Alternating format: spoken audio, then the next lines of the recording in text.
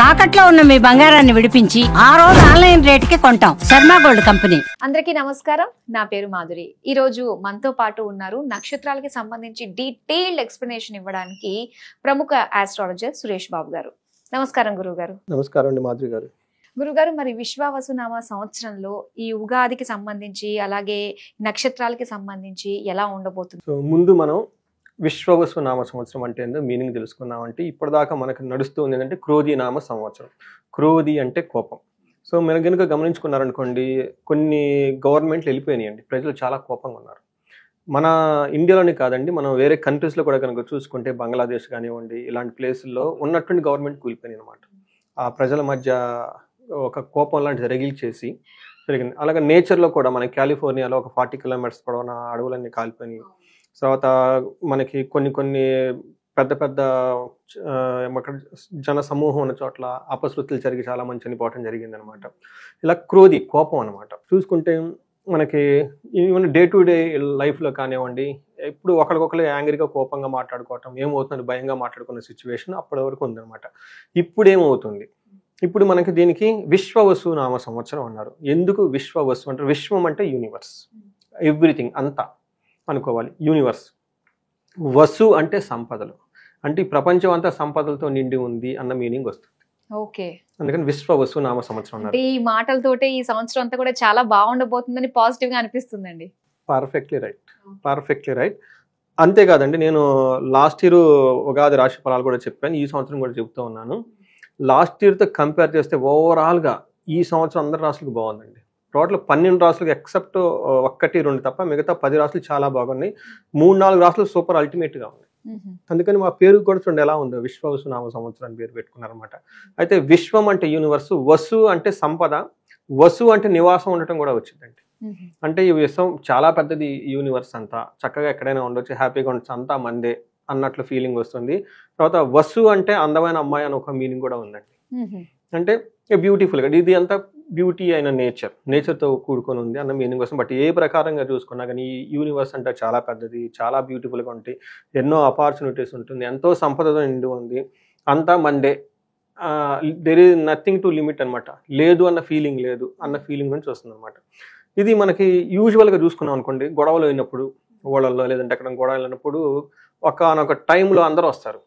ఎందుకు చిన్న వాటికి అరుచుకుంటా ఉంటారు, ఉదయం లేగిస్తే మొహమొహాలు చూసుకుంటా ఉంటాం, మరుచుకునే దేనికి ఏం చేస్తాం, అయ్యింది ఏదో వదిలిపెట్టండి, ఒకళ్ళని ఎక్స్క్యూట్ చేసుకోండి, ఇక నుంచి చక్కగా ఉండండి అని ఒక సయోధ్య కుదిర్చి ముందుకు పంపిస్తారు. ఇంకా చాలా ఆపర్చునిటీస్ ఉన్నాయి, ఎందుకు చిన్న దగ్గర ఆగిపోతారు కొట్టుకుంటాను.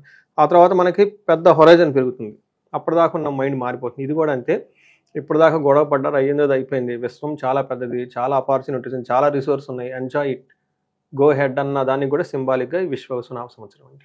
గురుగారు, మరి మూలా నక్షత్రం అంటేనే అమ్మవారి నక్షత్రం. మరి అమ్మవారిలో ఉండే కళలన్నీ కూడా ఆ నక్షత్ర జాతకులకి ఉండనున్నాయంటారా? ఇది మూలా నక్షత్రం అండి, ఉగ్ర నక్షత్రం అంటారు. ఓకే, దీనికి అధిపతి కేతు, సర్పం, పాము అనమాట. ఆదిదేవత నిరుతి అని చెప్తారు అనమాట. ఈ నక్షత్రం యొక్క మీనింగ్ ఏమంటేనండి, ఇది మూలం, స్టార్ ఆఫ్ ఫౌండేషన్. అంటే మనం పైన ఎంత గాల్లో మేళగట్టినా, ఎంత ఏం చేసినా కానీ కింద లోన మనకు కడపడని చాలా ఉంటాయండి.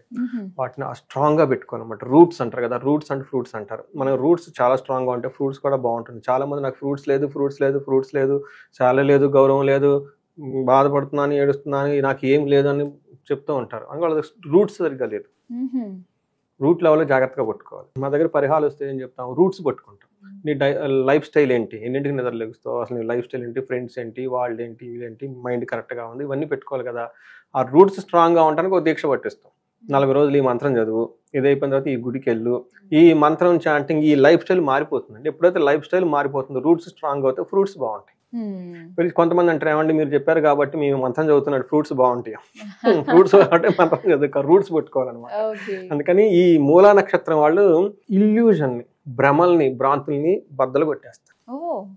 అందుకని మనకు కొన్నిసార్లు కన్ఫ్యూజన్ ఉన్నప్పుడు, లేదంటే ఎవరో వచ్చే భ్రాంతులు మనకు కలిగించినప్పుడు, ఈ మూలా నక్షత్రం వాళ్ళు వాళ్ళ పక్కన ఒక అరగంట 30 గంట వాళ్ళు గనక కడిగితే వాళ్ళ భ్రాంతులు మొత్తం కట్ చేసి ఇది ఆయన రియాలిటీ అని పంపిస్తారు. చాలా మంచిది. అయితే అట్లనే ఉగ్ర నక్షత్రం వాళ్ళు కొంచెం కోపంగా ఉంటారు, కొంచెం జాగ్రత్తగా ఉండాలి వాళ్ళు. ఇది మూల నక్షత్రం నామ నక్షత్రం కనుక చూస్తుంటే యో ఏ, బా, బి అన్న పేర్లంతా కూడాను మనకి ఈ మూల నక్షత్రంలో ఉంటారు. ఈ నక్షత్రానికి అధిపతి కేతువు, ఆదిదేవత నిరుతి అని మనం చెప్పుకున్నాం. అయితే ఈ కందాయ ఫలగణకు చూస్తే 1, 0, 0 చూపిస్తుందండి. 1 ఉండటం వల్ల వీళ్ళకి ధనలాభం ఉంటుంది ఫస్ట్ జూన్ వరకు. జూలై నుంచి అక్టోబర్ వరకు 0 రెండో భాగంలో ఉండటం వల్ల ఏమవుతుంది, రుణ బాధలు, అవమానాలు ఎక్కువ పడే అవకాశం ఎక్కువగా ఉంది. తర్వాత కూడా మళ్ళీ లాస్ట్ నవంబర్ 2 నుంచి కూడా కందాయ ఫలం 0 చూపిస్తుంది కాబట్టి ఇది అగైన్ ధన నష్టము, శత్రు బాధలు కూడా చూపిస్తూ ఉంది. అంటే ఈ నక్షత్రం వాళ్ళు కొంచెం జాగ్రత్తగా ఉండాలి. ఫస్ట్ 4 monthsలో ధనలాభం బాగుంటుంది. అక్కడ నుంచి వీళ్ళకి భయం, రుణ బాధలు ఎక్కువగా ఉండి, అవమానాలు ఎక్కువగా ఉంటుంది, ధన నష్టం ఉంటుంది, శత్రు బాధలు కూడా ఉండే అవకాశం ఎక్కువగా ఉంది. వీళ్ళ విషయంలో కొంచెం జాగ్రత్తగా ప్లాన్ చేసుకుంటే ఆ 4 months 3 monthsలో ముందు తెలుసుకోవాలి, ఇట్లా టైం బాగలేదు, అనవసరమైన భ్రాంతులు, ధన నష్టం పోయే అవకాశం ఎక్కువ కాదు, ధనం విషయంలో జాగ్రత్తగా పెట్టుకోవడం, ఖర్చు చేయకుండా ఉంచుకుంటే ఆ టైంలో కానీ ముందు కానీ చేసుకోవాలి. ఆ టైంని పేషెన్స్గా ప్లాన్ చేసుకోవాలి. తర్వాత మేజర్ గ్రహాలు కనుక మనం చూసుకుంటే గురువు, శని, రాహు, కేతుల యొక్క ప్రభావం ఈ నక్షత్రం మూలా నక్షత్రంలో చూసుకుంటే, మూలా నక్షత్రం వల్ల గురువు వల్ల దేహ పీడనం, అంటే వీళ్ళకి శరీరంలో ఎప్పుడు ఏదో ఒక బాధ ఉంటుంది. తర్వాత శని బాగా సంతోషాన్ని ఇస్తూ ఉన్నారు వీళ్ళకి. తర్వాత రాహు పూర్వజన సర్వజన పూజ్యము, అందరి నుంచి గౌరవము, రెస్పెక్ట్ తీసుకుంటూ ఉంటారు. కేతు వల్ల హెల్తీగా ఉంటారు. అప్పటిదాకా అనారోగ్యంతో బాధపడుతున్న వాళ్ళు హెల్తీగా ఉండే అవకాశం ఎక్కువగా ఉంది. మనం ఏ గ్రహం చూసుకుని ఒక్క గురువు వీళ్ళకి అనుకూలించదు కాబట్టి, మిగతా అన్ని గ్రహాలు చాలా చక్కగా ఉన్నాయి కాబట్టి ఈ గురు గ్రహానికి ఒక్కసారి కొంచెం శాంతులు, పూజలు చేసుకుంటే మిగతా అంతా బాగుంటుంది. ఎలాంటి పరిహారాలు చేసుకుంటే బాగుంటుంది అంటారు? వీళ్ళకి గురువుకి సంబంధించి గురువారాలు కొంచెం నిష్టగా ఉండటం, గురువారం దక్షిణామూర్తి టెంపుల్ విజిట్ చేయటం, శనగల దానం చేయటం, ఎల్లో కలర్ బట్టలు వాడుకోవటం. తర్వాత గురువులు ఉంటారు కదండి, ఇలా చదువు చెప్పిన గురువులు ఉంటారు, లేదంటే టీచర్లు కొంచెం రెస్పెక్ట్ఫుల్ పొజిషన్లో ఉంటారు, అలా వంటి వాళ్ళకి వెళ్ళటం, ఒక సన్మానం చేయటం, తర్వాత ఒక శాలువా లాంటిది కప్పటం, వీలైతే వాళ్ళకి చెప్పులు, గడియారం ఇలాంటి దానం చేస్తూ ఉంటే, వాళ్ళకి ఒక గిఫ్ట్ లాగా ఇస్తూ ఉంటే బాగుంటుంది. తర్వాత వీళ్ళ ఆశ్రమాలు ఎక్కువగా తిరుగుతూ ఉండాలి. తర్వాత యోగా, మెడిటేషన్ అవన్నీ చేస్తుంటే యాన్షియంట్ స్క్రిప్చర్స్ చదవాలండి. మెయిన్ భగవద్గీత, రామాయణము, లేదంటే సుందరకాండ ఇలా చదువుతూ ఉంటే వాళ్ళకి హెల్త్కి సంబంధించిన విషయాల్లో, గురువుకి సంబంధించిన జ్ఞానం ఉండటం, హెల్త్కి సంబంధించిన వాళ్ళని దోషాలపై బాగుంటారు. మనకి నర్సరావుపేట దగ్గర కోటప్పకొండ అని ఉంటుందండి, గుంటూరు డిస్టిక్ జిల్లాలో. అక్కడ మేధా దక్షిణామూర్తి ఆ టెంపుల్ని విజిట్ చేసి గురువారం రోజున బృహస్పతికి వాళ్ళు పూజ చేస్తారు గ్రహ దోషం పోవటానికి. అది చేయించుకుంటే చాలా బాగుంటారు. దీంతో పాటు ఎవరైనా పిల్లలు ఎడ్యుకేషన్ సరిగా లేకపోయినా కానీ మేధా సూక్తాన్ని పారాయణం చేసుకోవటం, మేధా దక్షిణామూర్తిని పూజించటం, ఆ మూల మంత్రాన్ని జపం చేసుకోవటం, ఇవి చేస్తూ ఉంటే పిల్లల దగ్గర నుంచి హెల్త్ విషయం అన్ని విషయాల్లో బాగుంటుంది. వీళ్ళకి ఓవరాల్గా అన్నీ బాగుందండి ఈ మూలా నక్షత్రం వాళ్ళకి. ఇన్ కేసు వాళ్ళకి ఏదైనా కనుక స్పెసిఫిక్ ప్రాబ్లమ్స్ ఉంటే, పెళ్లి కావటం లేదు, ఇది దానికి ఇండివిజువల్గా జాతకం చూస్తుంటే మనకు తెలిసిపోతుంది. రాహుకేతుల ప్రాబ్లం ఉందా, లేదంటే కుజ దోషం ఉందా, లేదంటే సర్పదోషాలు ఇంకా ఏమైనా ఉన్నాయని, ఎందుకు కావటం లేదని మనకు తెలుస్తూ ఉంటుంది. అట్లానే మనకి శుక్రుడు గ్రహం వాళ్ళకి సరిగ్గా పడాలన్నమాట. శుక్రుడు సరిగా ఉన్నారా లేదా ఇవన్నీ చూసుకొని మనం పరిహారాలు చేసుకుంటే చక్కగా ఉంటుంది.